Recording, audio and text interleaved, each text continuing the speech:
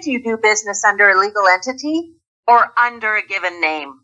Hello and welcome. Today's program is about the distinction between different entities to do business. There are many different types of corporate structures in the U.S., and among them, the three most structures are a limited liability company, regular C corporation, and subchapter S corporation. Now today we will ask our guests the difference between these three. This is your host, Kel Ray, at DoClick's Voice FM, where our programs are about people who have reached outstanding achievements in one specific area. Those who have introduced or discovered something new rather than follow the herd of tradition. Individuals who have forged their own path. I want you to take a moment to just let me remind you to support DoClick's Voice FM, where you can roll your information out in waves across the globe. Today our guest is Nashib Umar, the founder and CEO of InfoTax Square, one of the leading companies in the U.S., who has established thousands of companies across the nation since 2003. Welcome, Nashib Umar, on DoClick's Voice FM. I thank you, Kel Ray, for inviting me here on DoClick's Voice FM. Now, would you mind sharing with our users why would they start a C corporation when creating their new business? Let me first highlight a few features of a C corporation that may be helpful for your listeners to decide if a C corporation is right for them to start a business. Creating a new corporation varies on a unique situation, and I will share with you today general perception rather than my opinion, and I recommend you and your listeners to consult with an attorney or a CPA before initiating to form a new entity to start a business. Now, why form a C corporation? There are a number of reasons that propels a business owner to do business under a legal business structure rather than under their legal given name. Number one, to attract investors.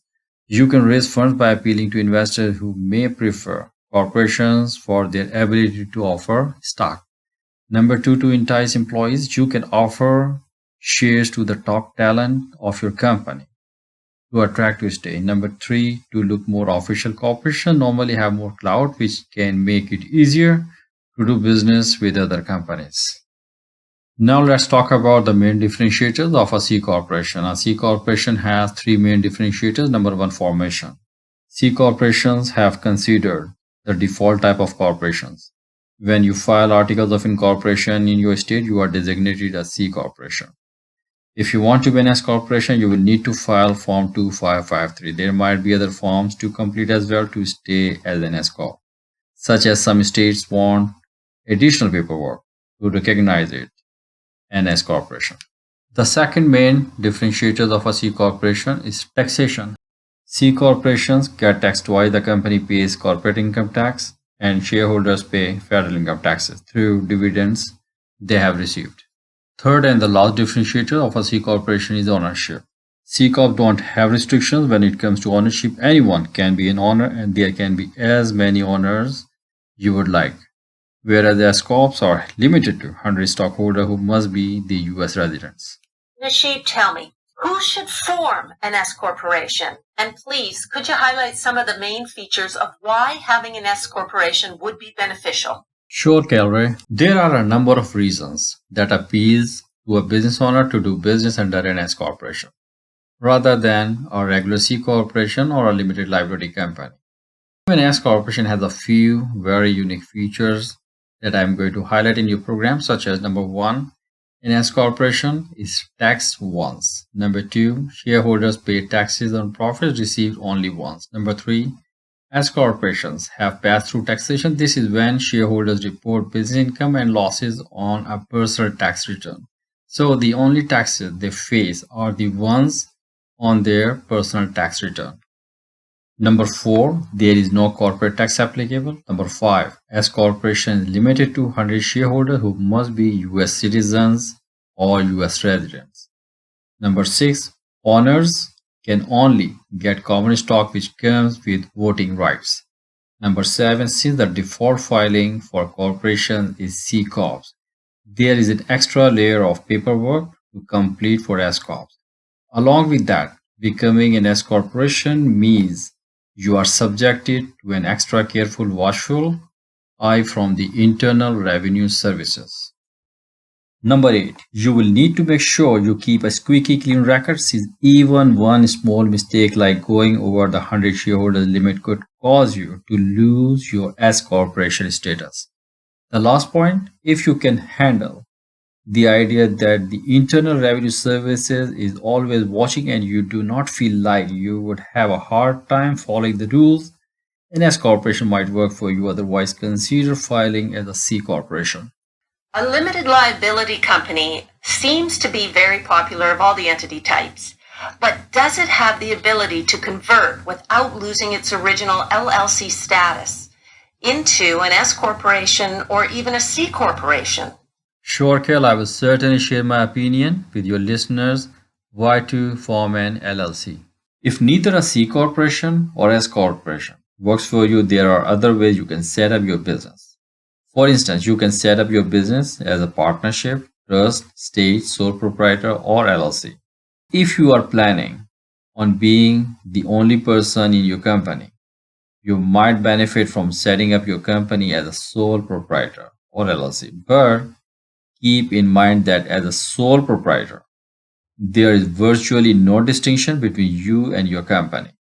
If your company accrues debt, you are personally responsible for paying it off, and if you do not, your assets could be seized to pay for that debt. However, an LLC has some unique features that I'm going to highlight a few of them. Number 1, your liability is limited to the investment you put into your company. Number 2, incorporating an LLC protects you against potential lawsuits and gives you a much better opportunity of getting funding in the future, whether through a business credit card or a loan. Number 3, there is more paperwork involved in becoming an LLC, just like to incorporate an S corporation or a C corporation. Basically, selecting an entity depends on what you envision for the future and the comfort level of ownership and taxes you are willing to take on. And I look forward to share more information about the business registration process with your listeners. Let me conclude with a quick recap about the difference between a corporation or an LLC that I have described earlier in this program. Number 1, both corporation and limited liability company protect owners so they are not personally on the hook for business liabilities or debts. Number 2, an LLC can be treated a corporation or an S corporation, whereas a corporation or an S corporation cannot be treated an LLC. Number 3, LLCs may have one or more owners, whereas corporations have one or more shareholders. Number 4, both corporation and limited liability company generally have more formal record keeping and reporting requirements. Number 5, and the last point, even though LLCs are considered easier to start and maintain, but the investors tend to prefer corporations. Thank you, Nasheeb Umar, for sharing this valuable information for new business owners. We look forward to hearing more from you in the future on business registration. For listeners, you can reach out to Nasheeb at www.infotaxsquare.com for more information. I thank you for having me on Dukeley's Voice FM. For now, goodbye and stay safe. I'm Kelray here at Dukeley's Voice FM.